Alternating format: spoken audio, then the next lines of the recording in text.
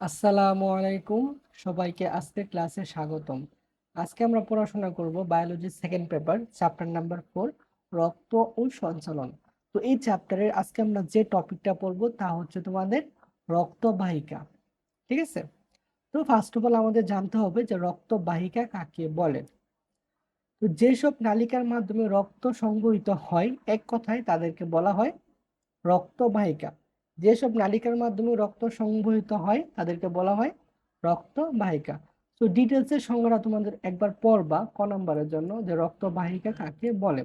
অর্থাৎ যেসব নালিকার মাধ্যমে রক্ত হৃৎপিণ্ড থেকে দেহের বিভিন্ন অংশে বাহিত হয় এবং দেহের বিভিন্ন অংশ থেকে পুনরায় হৃৎপিণ্ডে ফিরে আসে, সেগুলোকে বলা হয় রক্তবাহিকা। ক্লিয়ার? ওকে। তারপর আমরা দেখবো রক্তবাহিকা কত প্রকার। রক্তবাহিকা হচ্ছে তোমার 3 প্রকার। কি কি? ধমনী, শিরা আর হচ্ছে কৈশিক জালিকা। তো রক্তবাহিকা কয় প্রকার? রক্তবাহিকা হচ্ছে 3 প্রকার। কি কি? ধমনী, শিরা ও কৈশিক জালিকা। আচ্ছা, আমরা আজকে কি পড়তেছি তা হচ্ছে তোমার রক্তবাহিকা। রক্তবাহিকা রক্তবাহিকা কয় প্রকার? 3 প্রকার। কি কি? 1 নম্বর হচ্ছে ধমনী, শিরা,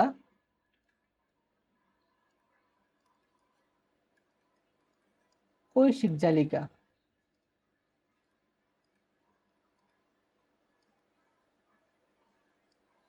আচ্ছা, ধমনী, শিরা, কৈশিক জালিকা।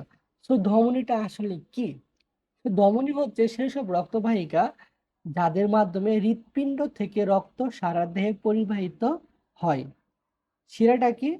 শিরা হচ্ছে যে সকল রক্তবাহিকার মাধ্যমে রক্ত সারা দেহে থেকে বা হৃৎপিণ্ডে ফিরে আসে, তা হচ্ছে শিরা।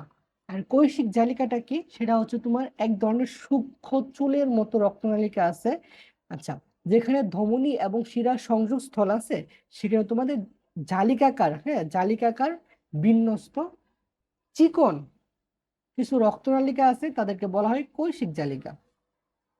আচ্ছা, তাহলে দেখো ফার্স্ট অফ অল আমরা দেখবো যে ধমনী। ধমনী কাকে বলে? যেসব রক্তবাহিকার মাধ্যমে সাধারণত অক্সিজেন সমৃদ্ধ রক্ত হৃৎপিণ্ড থেকে সারা দেহে বাহিত হয়, তাদের কি বলা হয়? ধমনী বলা হয়। তো ম্যাক্সিমাম স্টুডেন্টের যে সমস্যাটা হয় তা হচ্ছে ধমনী এবং শিরার মধ্যে একটা কনক্লুশন থাকে বা একটা সমস্যা থাকে যে এটা ধমনী না এটা শিরা। অনেক সময় ধমনীর বৈশিষ্ট্যগুলো শিরাতে গুলায় ফেলায় এবং শিরার বৈশিষ্ট্যগুলো ধমনীতে গুলায় ফেলায়। তো আমাদের ঠান্ডা মাথায় বুঝতে হবে যে ধমনীটা আসলে কি? যার মাধ্যমে রক্ত হৃৎপিণ্ড থেকে সারা দেহে পরিবাহিত হয়, তা হচ্ছে তোমার ধমনী। বুঝতে পারছো? আচ্ছা, তারপর হচ্ছে শিরা। শিরাটা কি? সারা দেহ থেকে রক্ত যে নালিকার মাধ্যমে হৃৎপিণ্ডে ফিরে আসে, তা হচ্ছে তোমার শিরা। ওকে, তাহলে দেখো এখানে হচ্ছে পালমোনারি ধমনী, এটা হচ্ছে ব্যতিক্রম। কি? পালমোনারি ধমনীটা হচ্ছে ব্যতিক্রম। কেন ব্যতিক্রম? আচ্ছা, পালমোনারি মিন্স ফুসফুসীয়, ঠিক আছে? পালমোনারি মিন্স কি? ফুসফুসীয়, এটা ব্যতিক্রম। কারণটা কি? সাধারণত ধমনীর মাধ্যমে তোমার অক্সিজেন সমৃদ্ধ রক্ত পরিবাহিত হয়, কিন্তু পালমোনারি যে ধমনীটা আছে তার মাধ্যমে হচ্ছে তোমার কার্বন ডাইঅক্সাইড সমৃদ্ধ রক্ত পরিবাহিত হয়। আচ্ছা দেখো, এটি কার্বন ডাইঅক্সাইড সমৃদ্ধ রক্ত হৃৎপিণ্ড থেকে ফুসফুসে পৌঁছে দেয়। ওকে, তো ধমনীর 3টা স্তর আছে। কয়টা স্তর? 3 স্তর বিশিষ্ট। কি কি? টিউনিকা এক্সটার্না, টিউনিকা মিডিয়া এবং টিউনিকা ইন্টিমা। তো দেখো এখানে টিউনিকা এক্সটার্না, এক্সটার্না মানে বাহিরের, মনে রাখবা এক্সটার্না মিন্স বাহিরের। এই যে বাহিরের যে স্তরটা আমরা দেখতে পাচ্ছি যে লাল, হ্যাঁ, এটা হচ্ছে তোমার কি বলা হয়? Tunica externa. আর মাঝখান, মাঝখান কি দিয়ে শুরু? এম দিয়ে শুরু, ম দিয়ে, তাই না? ম, টিউনিকা মিডিয়া। আর ভেতরের, ভেতর মানে ইন, ঠিক আছে? টিউনিকা ইনটিমা। তো মনে থাকবে টিউনিকা হচ্ছে বেসিক, তিনটার মধ্যে আছে। যেটা মাঝখানে সেটা হচ্ছে মিডিয়া, বাইরেটা হচ্ছে এক্সটার্না এবং ভেতরটা হচ্ছে ইনটিমা। সো এটা তোমার ধমনীতেও থাকে এবং শিরাতেও থাকে। তার মানে এই যে তিনটা স্তর বিশিষ্ট, সেটা ধমনীও তিনটা স্তর বিশিষ্ট এবং শিরাও হচ্ছে তিনটা স্তর বিশিষ্ট। আর কি দেখতে হবে, যে ধমনীর প্রাচীরটা বেশ পুরু, ধীর ও স্থিতিস্থাপক।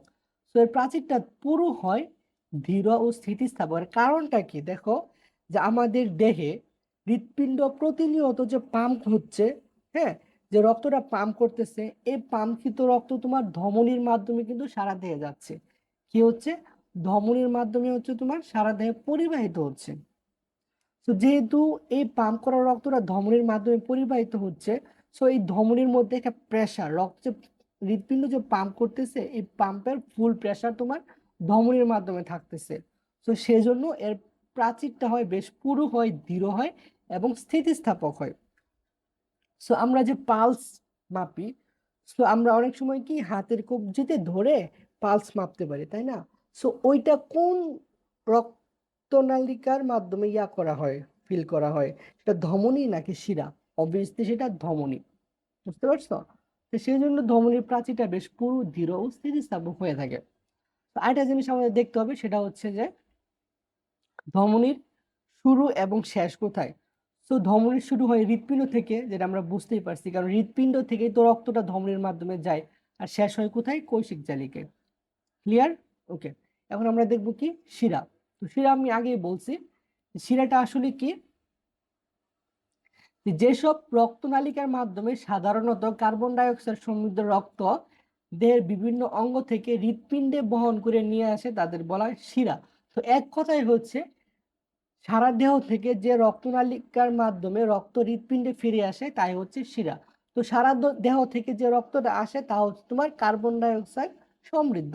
তো এখানেও সেম একটা ব্যতিক্রম আছে, সেটা হচ্ছে তোমাদের পালমোনারি শিরা। তো পালমোনারি শিরার মাধ্যমে কি হয়, বেসিক মানে এটা একদম বোঝার বিষয়, যে সাধারণ শিরা কার্বন ডাই অক্সাইড সমৃদ্ধ রক্ত পরিবহন করে, তাহলে এটা কি করবে, ব্যতিক্রম মানে অক্সিজেন সমৃদ্ধ রক্ত পরিবহন করবে। ওকে, শেষ। সেখান থেকে আমাদের কি দেখতে হবে, যে এর বৈশিষ্ট্য কি। তো এর প্রাচীরও ঠিক ধমনীর নিয়ে তিনটা স্তর বিশিষ্ট এবং এর প্রাচীর কি বেশ পাতলা, নরম ও স্থিতিস্থাপক নয়, একদম তার উল্টা, ধমনীর উল্টা হচ্ছে শিরা। এর প্রাচীরটা পাতলা থাকে, নরম এবং স্থিতিস্থাপক নয়। এর গহ্বর বা লুমেনটা হচ্ছে অনেক বড়। তো এর ভেতরে স্থানটা হচ্ছে যে নালিকার ভেতরে যে গহ্বর থাকে তা হচ্ছে বড়। এর উৎপত্তি কোথায়, এর উৎপত্তি হচ্ছে কৈশিক জালিকায় এবং শেষ কোথায়, শেষ হচ্ছে হৃৎপিণ্ডে। ক্লিয়ার? তার মানে শিরার বেসিক্যালি কি মাথায় রাখতে হবে, যে শিরা হচ্ছে সারা দেহ থেকে রক্তটা হৃৎপিণ্ডে নিয়ে আসে।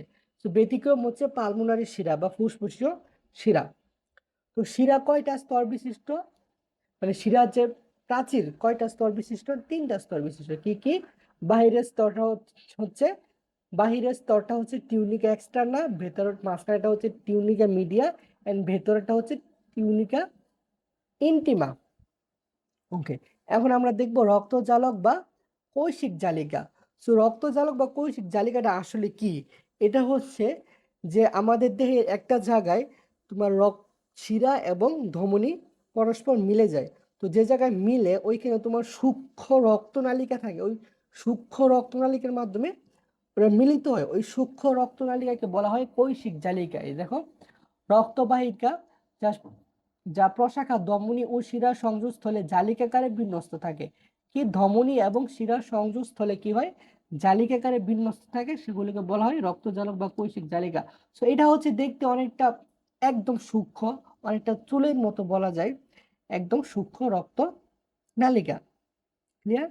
তো এটাতে হচ্ছে এর কাজটা কি, যে বিভিন্ন বস্তু আদান প্রদানে সাহায্য করে। কি কি, যেরকম রক্ত টিস্যু রসের মাধ্যমে ব্যাপন ক্রিয়া, তারপর শ্বসন বায়ু, রেচন দ্রব্য ইত্যাদি কি করে, আদান প্রদানে সাহায্য করে। তো এক কথায় যদি আমি বলতে চাই, শিরা, ধমনী এবং কৈশিক জালিকা আসলে কি, ধমনীটা হচ্ছে তোমার যার মাধ্যমে রক্ত হৃৎপিণ্ড থেকে সারা দেহে পরিবাহিত হয়। এর প্রাচীর তিনটা স্তর বিশিষ্ট, বাইরেটা হচ্ছে টিউনিকা এক্সটার্না, মাঝখানেটা হচ্ছে টিউনিকা মিডিয়া এন্ড ভেতরটা হচ্ছে টিউনিকা ইন্টিমা। ক্লিয়ার? দেন এর প্রাচীরটা কিরকম, প্রাচীরটা হচ্ছে তোমার স্থিতিস্থাপক, পুরু এবং দৃঢ়। কেন স্থিতিস্থাপক, পুরু এবং দৃঢ়, কারণ হচ্ছে এটার মাধ্যমে হৃৎপিণ্ডে যে রক্তের যে প্রেশারটা আছে, এই প্রেশারটা কিন্তু ধমনী নিচ্ছে, এই ধমনীর মাধ্যমে সারা দিয়ে যাচ্ছে। সো এটা যদি পাতলা হয় তাহলে কি হবে, যে প্রেসারটা অনেক সময় নিতে না পেরে ছিঁড়ে যাবে, সেজন্য এর প্রাচীরটা হচ্ছে পুরু, ধীর ও স্থিতিস্থাপক। তো শুরু এবং শেষ কোথায়? শুরু হচ্ছে হৃৎপিণ্ডে, শেষ হচ্ছে কৈশিক জালিকায়। আর শিরা হচ্ছে তার উল্টা, সারা দেহ থেকে রক্ত হৃৎপিণ্ডে নিয়ে আসে। ঠিক আছে? তো এর ধমনীয়, এর প্রাচীরও 3টা স্তর বিশিষ্ট। সো এর প্রাচীরটা হচ্ছে তোমার পাতলা, নরম ও স্থিতিস্থাপক নয়, এর লুমেনটা হচ্ছে বড়। সো জাস্ট এগুলা দেখলে হয়। ঠিক আছে? তো এখন আমরা শিরা এবং ধমনীর পার্থক্যগুলা দেখব। এতক্ষণ যদি আমরা মনোযোগ দিয়ে ক্লাসটি করে থাকি তাহলে আমাদের তখন বোঝা উচিত যে শিরা এবং ধমনীর পার্থক্যগুলা কি কি। সো 1 নাম্বার, উৎপত্তি এবং সমাপ্তি। তো ধমনীর উৎপত্তি কোথায়? হৃৎপিণ্ডে। আর সমাপ্তি কোথায়? কৈশিক জালিকায়, শিরার উল্টা। উৎপত্তি কৈশিক জালিকায়, আর সমাপ্ত হচ্ছে হৃৎপিণ্ডে। রক্ত প্রবাহের দিক, যেটা ধমনী হৃৎপিণ্ড থেকে দেহের দিকে পরিবাহিত হয়, আর শিরা দেহ থেকে হৃৎপিণ্ডের দিকে পরিবাহিত হয়।